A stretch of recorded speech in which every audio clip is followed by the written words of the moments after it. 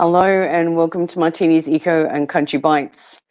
As the title says, this is part 2 of hashtag cooked data. Today I am joined by 2 incredibly strong men that are not only incredibly knowledgeable but central to the whole discussion that's going on right now about the demersal fisheries situation here in Western Australia. So I'm just going to pop up for those that obviously may not know. This is what's going on around Western Australia, where there's bans and listings that are either critical or otherwise in different areas of Western Australia. At the moment, it's not only just affecting recreational fishing, but commercial.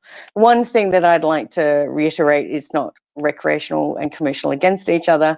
We're all in this together.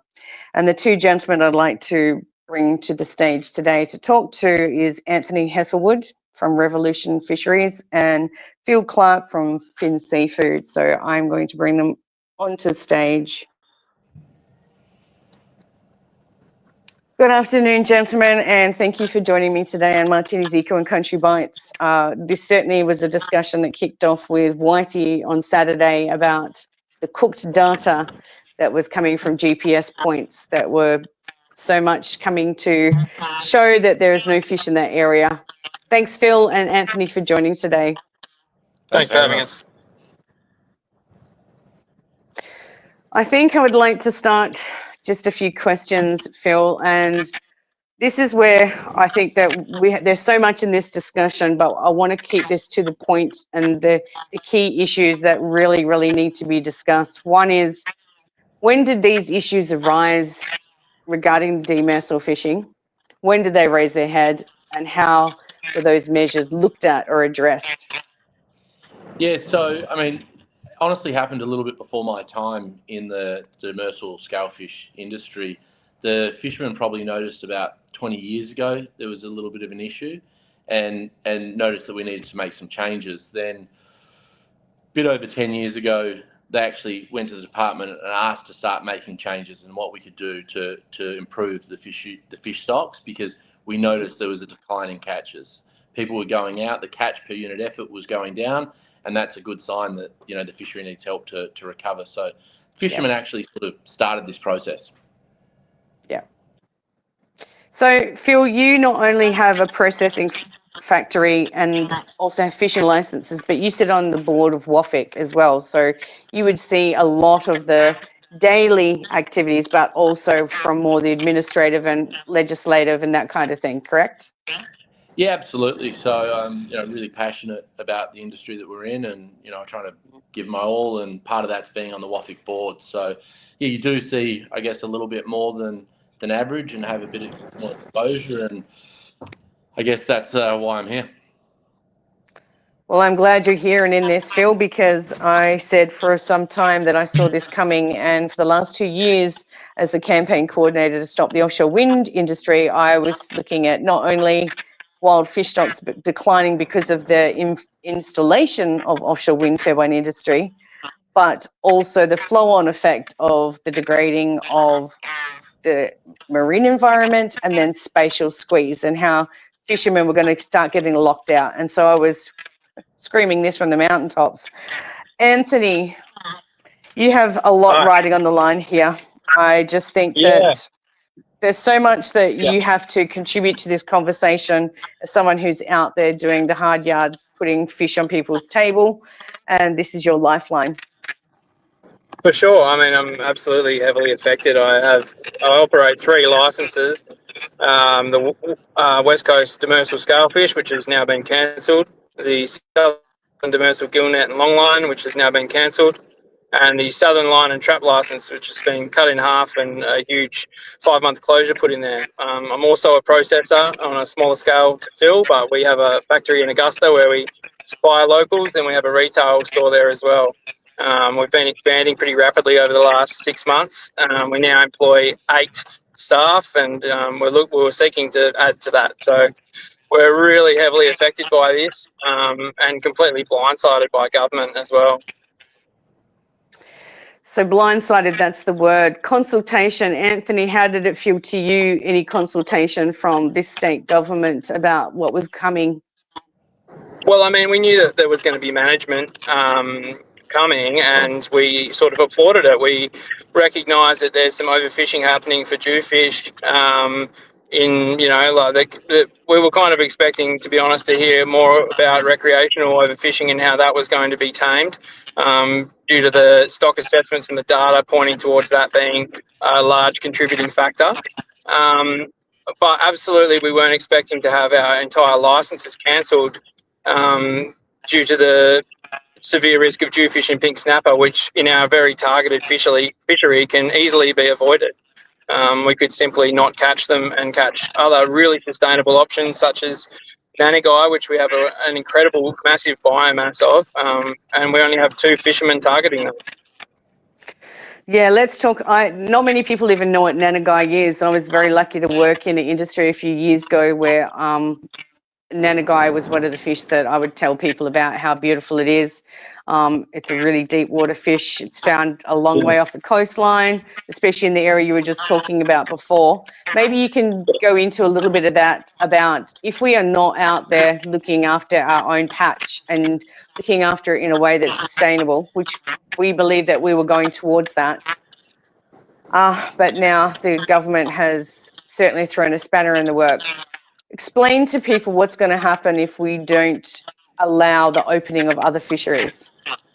Well, I mean, it's got an incredible amount of negative spin-offs. I mean, first and foremost, the local people of Western Australia, there's something like 95.9% of people who don't own a boat and don't have a recreational boat fishing licence, who purchase their seafood, now have absolutely no access to these beautiful demersal fish that are completely sustainable, are in massive abundance.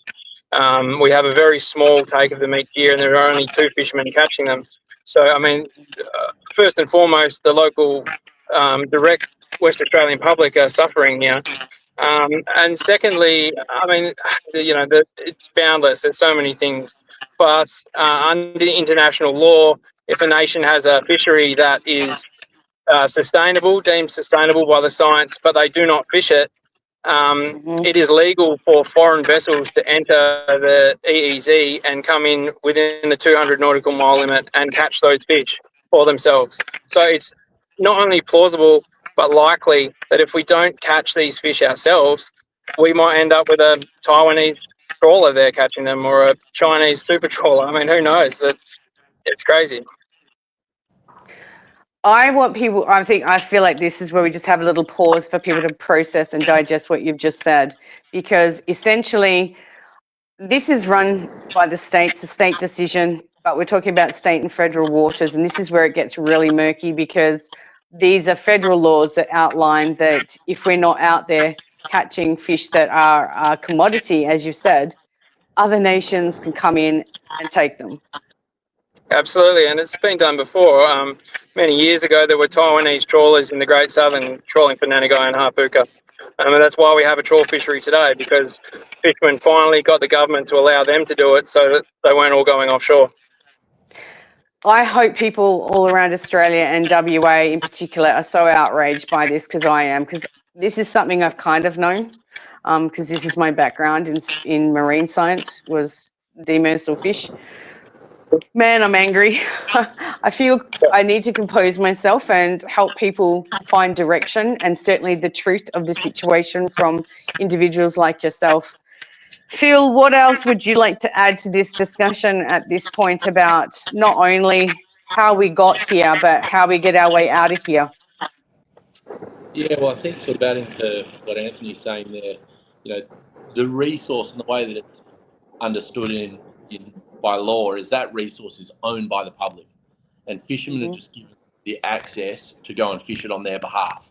So the way I see it is it's a really sad position where the public are losing out on their own resource that they actually technically own. So that's a really big thing. In terms of, I guess, other things that we're talking about, the way that we've got here is effectively through the department and their government getting some data together suggests that the fish is in a really bad state. I'm not saying that the fish doesn't need, the fisheries don't need some form of improvement, but what we're seeing on the water does not reflect what the science is telling us. So, Agreed. Yeah, absolutely. a really good example of that is catch per unit effort. So, maybe even 70 years ago, we used catch per unit effort as one of the biggest determining factors to how our fish stocks work. So, what that means is you've got 1,000 units. If you use those 1,000 units and you catch 50 tons, you know, and how long it took you to catch those 50 tons will determine your catch per unit effort. We're now seeing catch per unit effort at the highest levels that we've been at for 20 years. But conveniently, the department has taken catch per unit effort out as one of the major factors they use to assess the health of our fish stocks. And what they've done is they've moved it to the size of the fish and the fact that we don't have many large fish left in out there in the water. Now, the problem with that is our factory, we supply a lot of the frames to the department to do their science. When we get the fish from the fishers, the large fish are the fish that the restaurants want and other fish shops and whatnot that we sell to. So all the large fish we would sell whole, and the fish that we would fillet would be smaller fish. So the frames that they're getting were these smaller fish. I brought it up at one time and said, "Oh, we're going to do more small fish. Is this going to affect anything?" They said, "Oh no, we'll adjust for that." Obviously, they haven't, and that really is just one example that highlights, I guess, some of the cracks in the way that we collect the data. Now, the models that we use are considered best practice, and I'm not disagreeing that the models for how we assess our fisheries are bad, but if you put bad data into a model, you're going to get bad results, and that's sort of where we're at. And I think that's been used as a tool to get us to the point where we're at, where the department can say that we're in a severe state. And when we're in a severe state like that, there's a sustainability issue, they don't need to necessarily consult with us to close our fisheries down, because they can use what's called a Section 43 that's in the Act, that gives them the power to put an authority in rather than change the legislation. And I personally feel that there's a need for an independent study into the data to be able to verify if what the department's saying is actually true. Yeah, Phil's 100% correct. And any scientific report anywhere on Earth that has any kind of consequence has to be peer reviewed by an independent body. Anything, anywhere. You can't even publish a paper unless it is independently reviewed. So it absolutely needs to happen. And when you go into the science and look for that data, it's pretty hard to find. I think that everyday people, this is where transparency is lacking. And this is across the board, a lack of transparency and consultation with stakeholders, open dialogue about where the situation's at. I mean, you've just highlighted some things there, Phil, that just make me shake my head. The sheer incompetence of people that are put in positions that make decisions on the behalf of what's supposed to be for the betterment of this community in Western Australia. Now they've just taken a whole area that is so vital to not only our economy, but these are people's lives. This affects their mental well-being. I mean, the first thing I'll tell people, if a bloke that I know is pretty stressed out, and I said, "When was the last time you went to the beach?" And he's like, "In a while, mate." "When was the last time you went fishing?" He's like, "In a while, mate." You know what you need to do. I honestly do that every time I start speaking to any of my mates, and I'm like thinking, so they have just destroyed something that's such a backbone, again, of our culture and our communities all throughout Western Australia, with zero accountability, zero transparency, and this is where I'm concerned. Yeah, I mean, the unfortunate thing about the data as well is it's very easily manipulated, and the greater sort of public don't have in-depth knowledge of the fishery, so they're easily hoodwinked and blindfolded and misled, which we see all the time. I mean, currently in the government campaign, they're using words like extinction. In fact, there's actually never been any sea species go extinct in the history of record taking. It doesn't happen. So, I mean, even that wording is misleading. Then it sort of just knows no bounds the limits that these people are willing to go to. I mean, it's so incompetent, but it's also malicious. They're using very emotive, triggering language, and that's exactly what they want, is to get people emotive about this instead of being critical thinkers. And this is exactly what we've been saying as far as the offshore wind industry is like, start being critical thinkers, start questioning this science and data they're putting in front of us and questioning all of it, because they've told us lies from the beginning. And if you start off with a lie, again, like you said, everything becomes skewed after that. So it's like there's no transparency, there's no consultation, and it's the same thing when you're having all of these issues. There is no way to break it down so that people can understand it, because it's so complex, because only people like yourselves would know how to collect data in a way that's quite representational of what's really happening, correct? Yeah, absolutely. I mean, they did a nannygai stock assessment, and they didn't speak to the two major fishermen who catch the most nannygai in the state, which are me and Vern Wild in the southwest. I mean, wouldn't you think if you wanted to know about a nannygai, you would speak to the people who catch the most nannygai? I mean, we could have shown them thousands and thousands of tons of them. Yeah. Look, Jackie Jarvis, I've been calling her out since last week and saying, please explain yourself. I not only do I have deep concerns. People think that this is just like a 2-year ban. It's not. We know that with spatial squeeze and these kind of announcements where there's no stakeholder consultation, there's no real science and data that's transparent. Science should be questionable. Science should be that it's like, we look at this and can we break this apart, and does it still come up with the same outcomes if we change these things? Yeah, it does. Okay, that's what real true science is about. And when that's not happening, people should be very, very concerned, because everyone's being hoodwinked. Yeah, well, in fact, it's actually not a 2-year ban for commercial fishermen. We are being deleted permanently. So, I mean, that's that food resource gone forever if the government gets its way. And as I've said, I mean, I could talk about it forever, but there's so many sustainable options. We can't even catch non-demersal species now. So things like skipjack trevally, which I catch in winter in Geograph Bay, that feed the local community, incredibly sustainable, have nothing to do with jewfish or pink snapper, are now off the table as well. Samson fish, yellowtail kingfish, I mean, the list goes on. It's literally endless. It just begs belief. We could easily avoid these two fish and everything would be fine. And going back to your point about regional towns and areas like that, and those local economies, one of the really sad things is, and we found out on Friday when we had a meeting with the department, is they haven't carried out a socio-economic study of the impacts of banning these fish, which you think is quite inappropriate when you're talking about the severity of this. Talking about tourism. Whenever I go anywhere in the world, being in the seafood industry, one of the things I love to do is eat the local seafood from those areas. Absolutely. And I would suggest that one of the big draw cards of coming to Australia for tourists, especially with Chinese being our major tourists, is eating local seafood. The last thing they want to do is travel up to Cervantes and then eating bassa. Do you know what I mean? It doesn't quite make sense, and it seems like there should be, a consideration for that.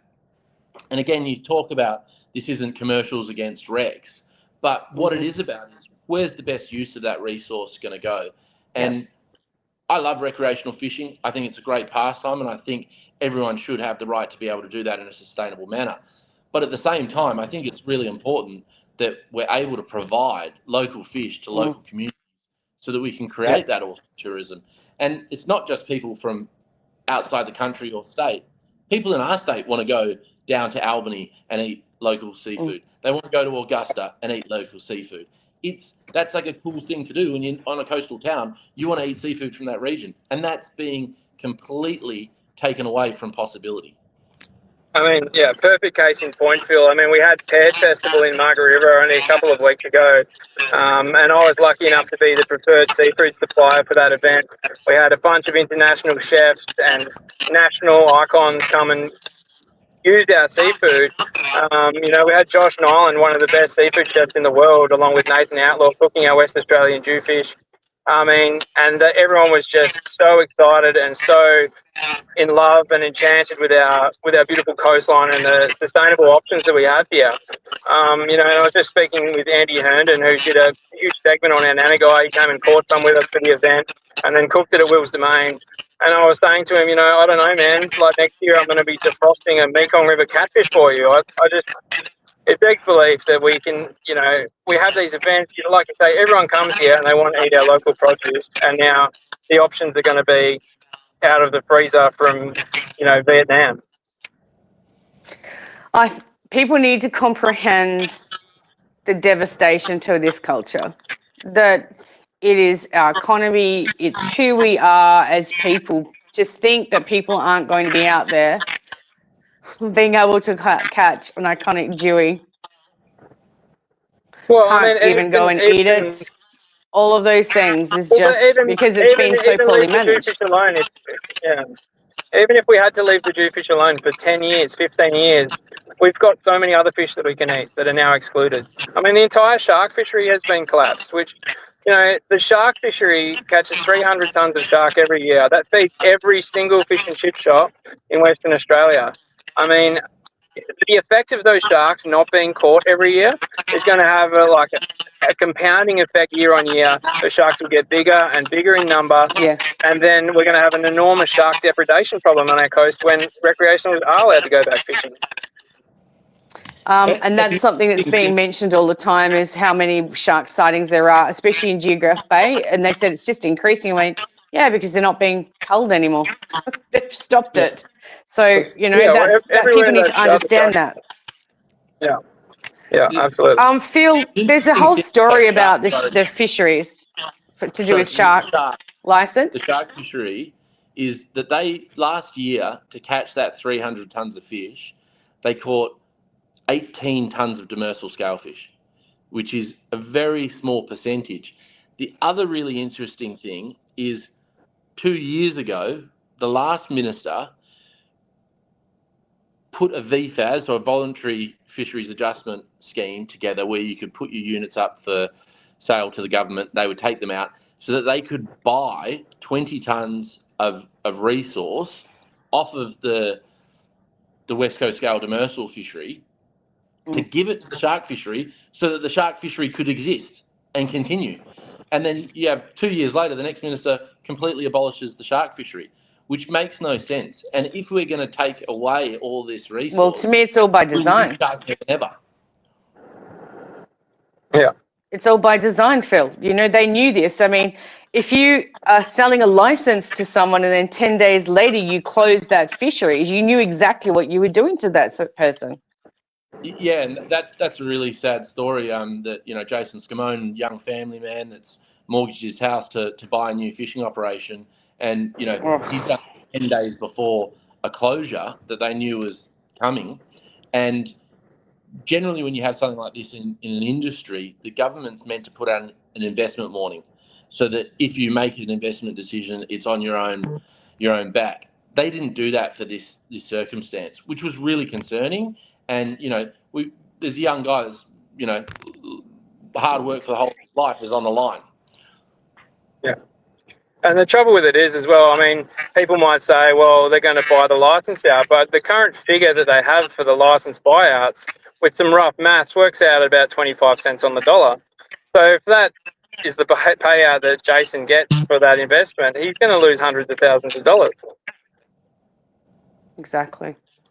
The thing is, I just look at this, and the hashtag cooked data was across the board. And, when I was talking to Whitey about this, and I know there's other things that had been going on and not listening to, hey, why are we just not having seasonal closures during spawning season? One alone, it was actually effective. Those kinds of things were never listened to. What I see now is that the loss of demersal fishing in West Australia cannot happen because we can't allow it. But then what are the solutions, which I'm sure is the meetings that are going on. Phil, would you like to help the general public, but also those that are very angry? I've got lots of messages. My inbox and my phone's been blowing up. all week.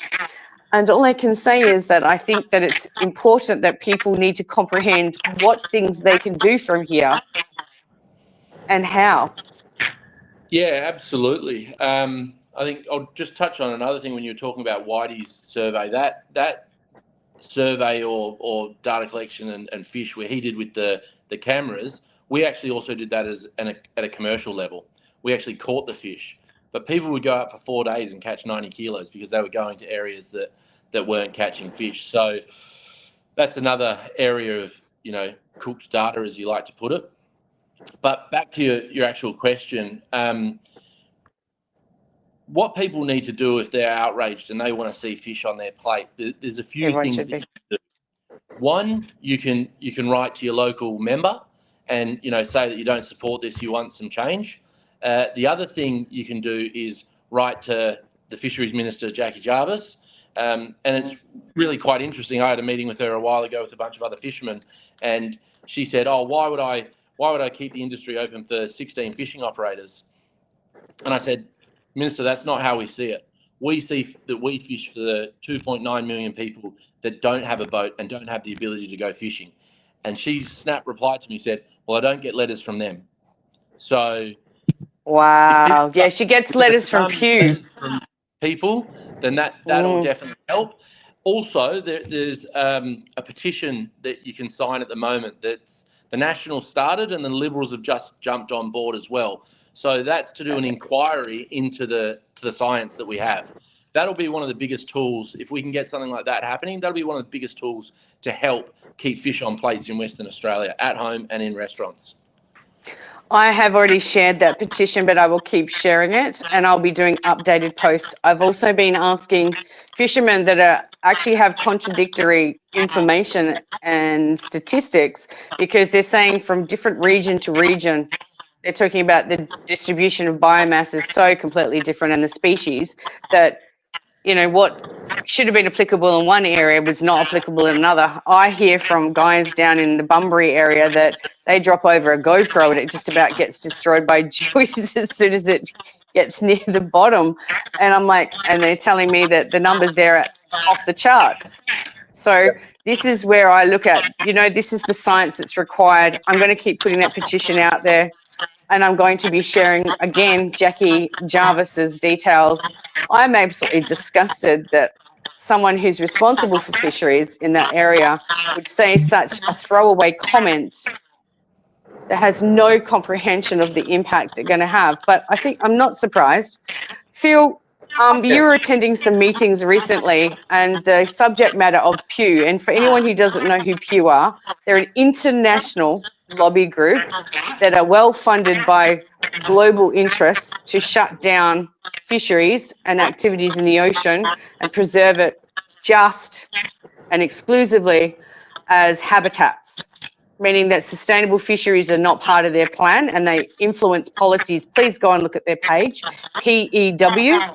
They were instrumental in making the lockout of the oceans down near Esperance all the way to the South Australian border for the Southern Marine Park down there. They completely cut everyone out of any processes. They were on a boarded advisement, an international group. Phil, have you heard any dealings with Pew in correspondence or anything with the state government or with WAFIC? I mean, look, they say that there's nothing. I know WAFIC hasn't had any dealings with them, but they say that there was no influence from Pew and whatnot. But I doubt that's the case. And a really good way to sort of explain that is across Australia, we're seeing fisheries being reduced by 50%. Now, in nature, it would be very hard to think that all these fisheries up and down our coastline and all these fisheries across Australia would have the same solution of having a 50% cut to their biomass, and that being what's required, because it'd be very hard for everyone to be in the same boat and have fished down their stocks to a level that equals that. So it makes you think that there's something a little bit fishy going on. It's more than fishy, and I've been trying to tell people for quite some time. Oh my gosh, I don't know what happened there. I think that, okay, you're back. I think for some time I've been trying to get people to piece together the influences. So the agenda is that we want people out of the ocean in general, because we don't want sustainable practices. We don't want to have food security in this nation. And people can call this conspiracy. It's not. It's exactly what they've been going after the farmers for. The one thing I've said for a long time is when the farmers and the fishermen wake up and all fight together, we've won this in Australia, because they put food on our table day after day, and it's what's the backbone of this nation. Without food security, we have nothing.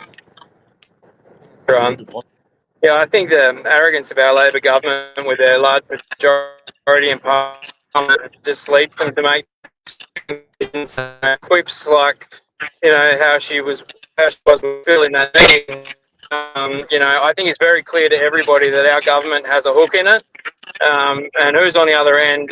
We've got Pew, we've got all these other green and leftist kind of ideals that are obviously influencing policy change, because the science and the data on the majority of our fish stocks does not reflect the policies that they've just made, and they have absolutely no nuance to them. As you said, like different regions, there's absolutely a million things they could have done that would have been much more targeted and much better choices for our regions and for our fisheries. Agreed. I'm just going to pop up a couple of things. Sorry. Yeah, one more interesting thing when you were talking about the oh shit, lost it. That's okay. We'll come back around to it for sure. Yeah. And no doubt it'll come up again in the interviews to come, gentlemen, because this is not just a one-off as far as I'm concerned. I'll be fighting for this till the very end, because I have been saying to my beloved family and friends up in Kalbarri who've been fighting against the offshore wind and the green renewables up there because of the impact on the rock lobster industry. So I've had great insight into the impact that's going to have there. Spatial squeeze from everything, not just that, but covering up the damage from industrialization of our oceans is one of the things I think that they're trying to do, is that if we close these fisheries because we've declared them near extinction, when we have industries come in and actually destroy them, which is exactly what's happened in the USA. We had Megan Lapp here speaking at our symposium on the 7th of November in Fremantle, where she disclosed all that information, the exact same tactics that happened just before the implementation of offshore wind turbines all throughout the east coast of the USA is exactly the same tactics they're using here to shut down our fisheries. Yeah, I mean, I'm no conspiracy theorist, but these things are kind of lining up, right? We've got seismic blasting that's been approved. We've got all these myriad of wind farms.